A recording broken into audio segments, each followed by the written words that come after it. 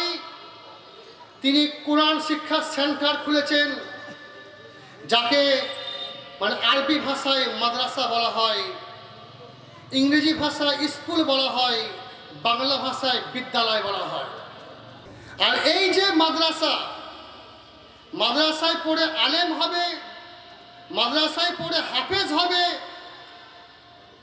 এইগুলো কিছু সংখ্যক মুসলিম সমাজ ভালো চোখে দেখে না।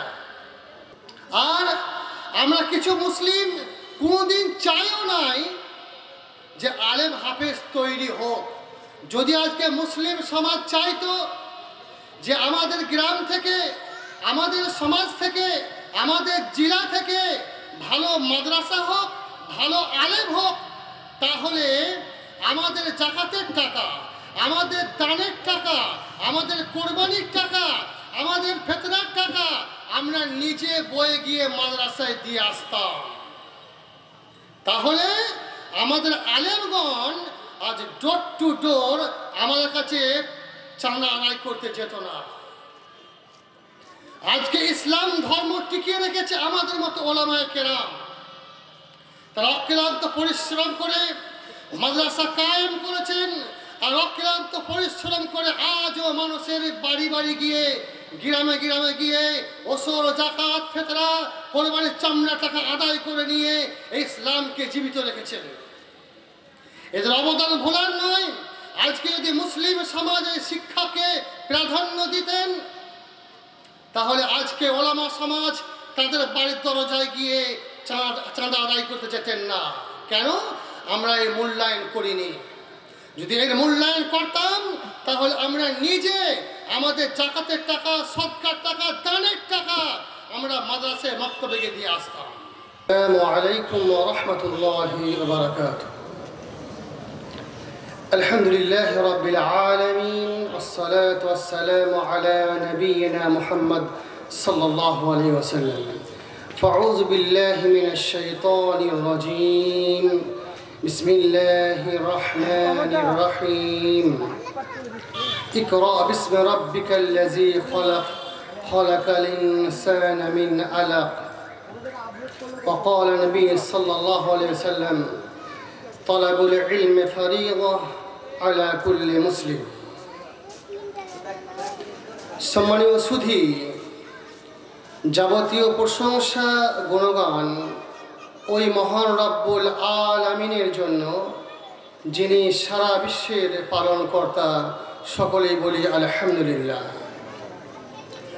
অসংখ্য দরুদ ও সালাম বর্ষণ হোক ওই মহামানব বিশ্বনবী আহমদ মুজতবা মুহাম্মদ মুস্তাফা সাল্লাল্লাহু আলাইহি ওয়াসাল্লাম। আল্লাহুম্মা সাল্লি আলাইহি ওয়া আলিহি ওয়া আসহাবিহি আজমাইন। আমি সম্মান জানাই আমার স্টেজে উপস্থিত ওলামায়ে কেরামগণকে, এবং সম্মান জানাই আমার সামনে শ্রোতা মণ্ডলীকে। আজকে এই সভাতে আমার বন্ধুবর আশফাকুল্লাহ বুখারী আমাকে কিছু বলার জন্য আহ্বান করেছেন। আলহামদুলিল্লাহ, জাযাকাল্লাহু খায়র ওয়া আহসানাল জাযা। আমি যখন এখানে প্রবেশ করছিলাম তো দেখছি ব্যানারে লেখা আছে দাওয়া ওয়া ইসলাহ। সে সম্পর্কে সামান্য কিছু আলোচনা করব। তার আগে কোরআনের যে আয়াত আমি পাঠ করেছি সূরা আলাকের, মহান রব্বুল আলামিন বলছেন, ইকরা বিসমি রাব্বিকাল্লাযী খালাক। পড়ো তুমি ওই প্রভুর নামে যে প্রভু তোমাকে সৃষ্টি করেছে। এই আয়াতকে সামনে রেখে আমাদেরকে ভাবতে হবে যে কোরআনের যে 114টা সূরা আছে, এই সূরাগুলোর মধ্যে কেন সূরা ইখলাসকে আগে রাখা হলো না? কেন সূরা ইমরানকে আগে নাযিল করা হলো না? কেন সালাতের কথা আগে বলা হলো না? কেন যাকাতের কথা আগে বলা হলো না? কেন হজ্জের কথা আগে বলা হলো না? কেন সিয়ামের কথা আগে বলা হলো না? প্রথমে সূরা আলাকের 5টি আয়াত অবতীর্ণ করে আল্লাহ তাআলা সারা বিশ্বের মানুষকে এ সংবাদ দিলেন যে আল্লাহর যে হুকুম, মুহাম্মদ সাল্লাল্লাহু আলাইহি ওয়াসাল্লামের যে সংবিধান, এইগুলোকে পুঙ্খানুপুঙ্খভাবে পালন করতে গেলে শিক্ষা অর্জন করতে হবে। যদি আমরা শিক্ষা অর্জন করতে না পারি, তো এই যে আমরা ইবাদত দেখছি, সালাত, সিয়াম, হজ, যাকাত, এগুলো কোনোটাই পরিপূর্ণ হবে না। এইগুলোকে পরিপূর্ণ করতে গেলে আমাকে শিক্ষা অর্জন করতে হবে, নচেত আমার কোনো আমল, কোনো সৎকর্ম আমার পরিপূর্ণ হবে না। সম্মানীয় সুধী, আজকের যে সভা একটা মাদ্রাসাকে কেন্দ্র করে করা হয়েছে, আর এই মাদ্রাসা এই গ্রামের মানুষ এবং এই গ্রামের মসজিদের ইমাম আশফাকুল্লাহ বুখারী উভয় মিলে উদ্যোগ নিয়ে কোরআন শিক্ষার সেন্টার খুলেছে। এই কোরআন শিক্ষা এর যে কত গুরুত্ব সে সম্পর্কে মহানবী সাল্লাল্লাহু আলাইহি ওয়াসাল্লাম বলছেন, খায়রুকুম মান তাআল্লামাল কোরআন ওয়া আল্লামা। পৃথিবীর মধ্যে শ্রেষ্ঠ ব্যক্তি ওই ব্যক্তি যে নিজে কোরআন শিখল এবং অপরকে শিক্ষা দিল। এটা মহানবী স্বয়ং সাক্ষী দিচ্ছে। এছাড়া আরো অনেক ফজিলত আছে। তো বড় আফসোস লাগে যে আমরা বসবাস করি পশ্চিম বাংলায়, আর এই পশ্চিম বাংলায় ইসলাম ধর্ম প্রচার প্রসারে আজ থেকে 40-50 বছর আগে খুব অগ্রগতি ছিল না, যেটা বর্তমানে দেখা দিয়েছে। ভালো আলেম হওয়ার জন্য কোনো ভালো মাদ্রাসা ছিল না আমাদের বাংলা এবং বিহারে। তো ভালো আলেম হওয়ার জন্য আমরা পশ্চিমবাংলায় মাদ্রাসায় কিছু ক্লাস পড়ে উত্তরপ্রদেশে গিয়েছিলাম উচ্চশিক্ষার জন্য, এবং আমি অনুভব করে দেখলাম যে পশ্চিমবাংলার মাদ্রাসার শিক্ষা এবং পশ্চিমবাংলার বাইরে উত্তরপ্রদেশ, মহারাষ্ট্র, ব্যাঙ্গালোর, এদের শিক্ষা প্রতিষ্ঠান খুবই উন্নত মানের এবং উন্নত মানের সাবজেক্ট, উন্নত মানের শিক্ষক। আলহামদুলিল্লাহ, আমার হাদিসের বেশিরভাগ শিক্ষক হচ্ছে মাক্কি এবং মাদানী। তো এই যে কোরআন শিক্ষা এত সহজ নয়। আমরা যে এই কোরআনকে প্রচার প্রসার করছি, আমরা গ্রাম্য এলাকায় গ্রামগঞ্জে মক্তব চালু করেছি যাতে করে আমাদের গ্রামের ছেলেমেয়েরা মক্তবে কোরআন শিক্ষা অর্জন করতে পারে।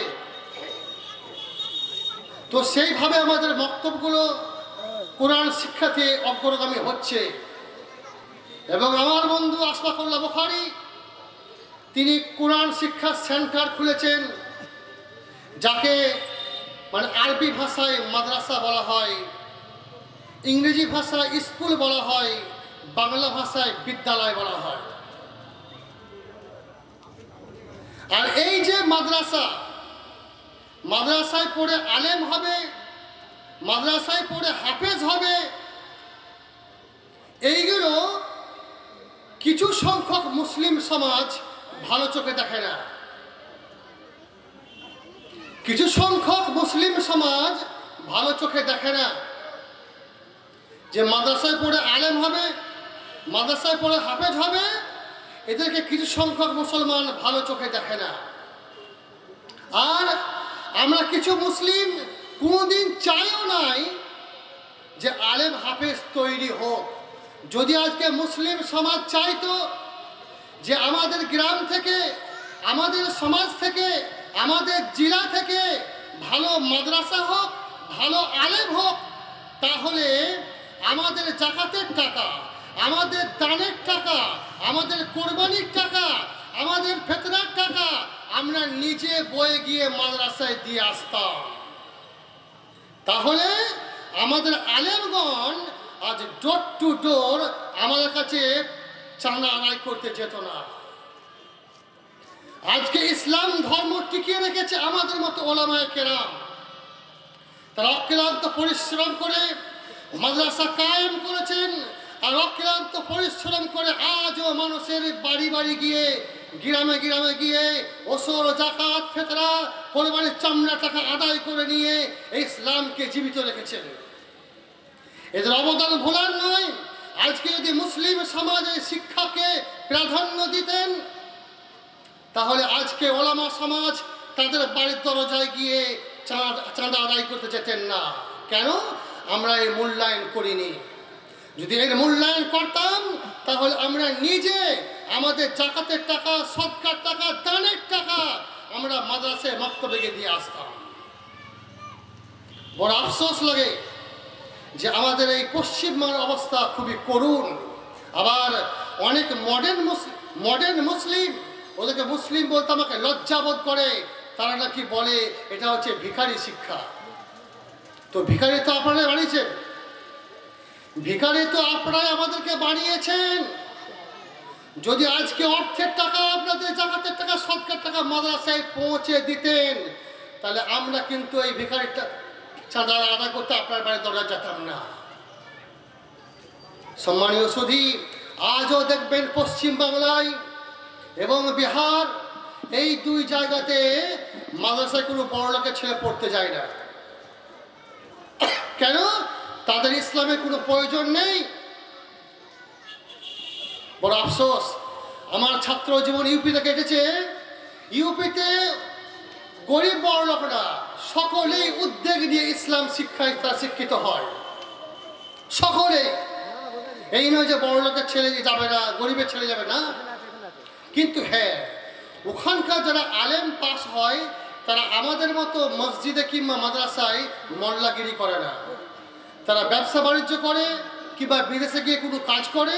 আর খুবই কম আছে যারা মাদ্রাসাকে বাঁচাবার জন্য, শিক্ষা প্রতিষ্ঠানকে বাঁচাবার জন্য তারা শিক্ষা দিয়ে থাকে। কিন্তু বেশিরভাগ তারা করে কি, ব্যবসা বাণিজ্য করে না। আমার অনেক শিক্ষক ছিলেন যে তারা ব্যবসাও করতেন এবং মাদ্রাসায় পড়াতেন।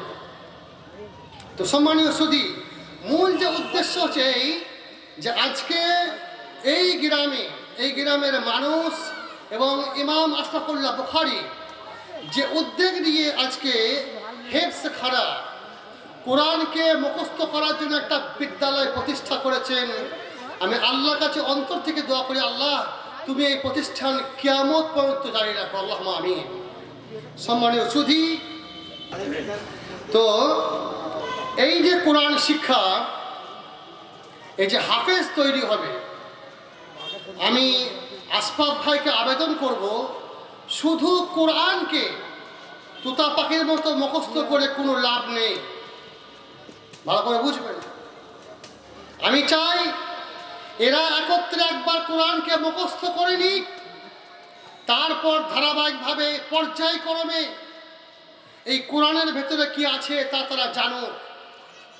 যদি না জানতে পারে কোরআনের ভেতরে কি আছে, তাহলে এমন কোরআনের হাফেজ হয়ে সমাজে কোনো কাজে আসবে না। আর অনেক হাফেজ ভাইকে আমার খুব আফসোস লাগে যে তারা কোরআনের হাফেজ হয়েছেন, আলহামদুলিল্লাহ, কিন্তু হাফেজ হওয়ার পরে তারা অর্থের জন্য, সংসার পরিচালনা করার জন্য তারা বিপদগামী হয়ে যায়। কেমন বিপদগামী হয়ে যায়? এই কোরআনকে হেফজ করার পরে, কোরআনকে মুখস্থ করার পরে তারা কি করে, কেউ মারা গেলে তার বাড়িতে গিয়ে খতম করে আসে, কেউ কেউ মারা গেলে আরও কিছু করে আসে, কোথাও খতম করে পয়সা নেই। এইগুলো হচ্ছে শরীয়তের কোনো অনুমতি দেয় না, শরীয়ত এর কোনো অনুমতি দেয় না। এইরকম হাফেজ সমাজের কোনো প্রয়োজন নেই যারা মানুষ মারা গেলে সেখানে খতম করে পয়সা উপার্জন করে। এখানে ইসলাম সমর্থন করে না, শরীয়ত সমর্থন করে না, হাদিসের কোনো অনুমতি নেই। সম্মানীয় সুধী, তো আমি চাই এই গ্রামের ছেলে এবং বাইরে গ্রামের ছেলে, হুগলি জেলার ছেলে, তারা যেন এসে এখানে কোরআনকে মুখস্থ করতে পারে, কোরআনকে বুঝতে পারে এবং তারা ছাত্র ভর্তি করতে পারে, তার জন্য আমি আহ্বান করব। সামান্য সংক্ষিপ্ত যেটা বলছিলাম, আসছিলাম যে লেখা আছে দাওয়া ও ইসলাম।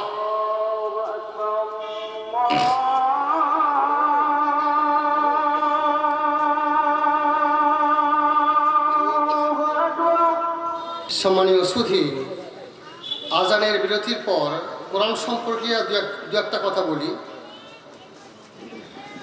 কোরআনে স্বয়ং আল্লাহ বলছেন যে তোমরা কোরআন কিভাবে পড়বে, ওয়ারাত্তিলিল কোরআন তারতিলা।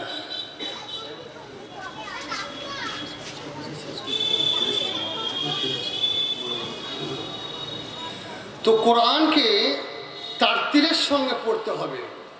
তারতিল কেমন? কোরআনকে তার শুদ্ধ উচ্চারণ করে শিখতে হবে।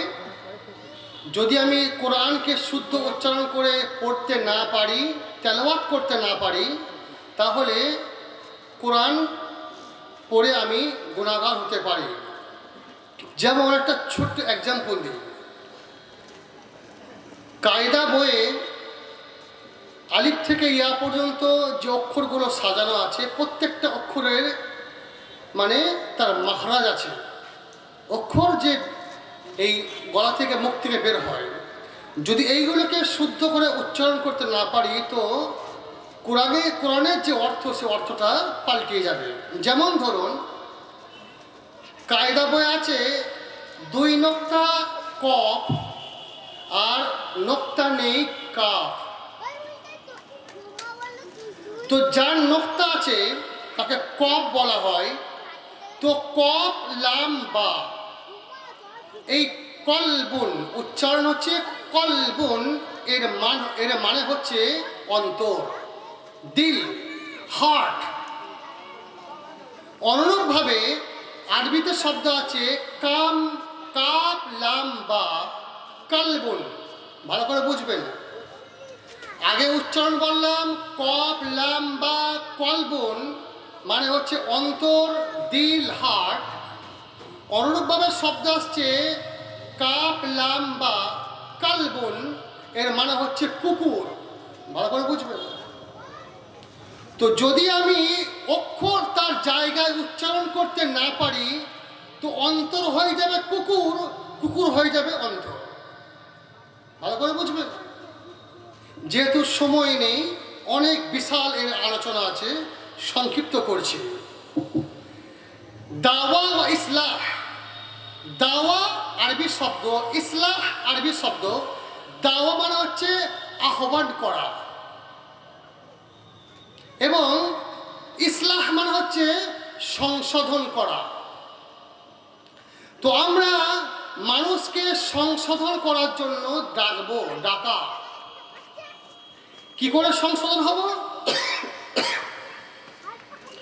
আমরা আমাদের ইসলাম শিক্ষার মধ্যে, নামাজের মধ্যে, হজ্জের মধ্যে, সিয়ামের মধ্যে যদি কোনো ভুল ত্রুটি থাকে তো সেগুলো আমরা ইসলাহ করে নেব, এর নাম হচ্ছে ইসলাহ।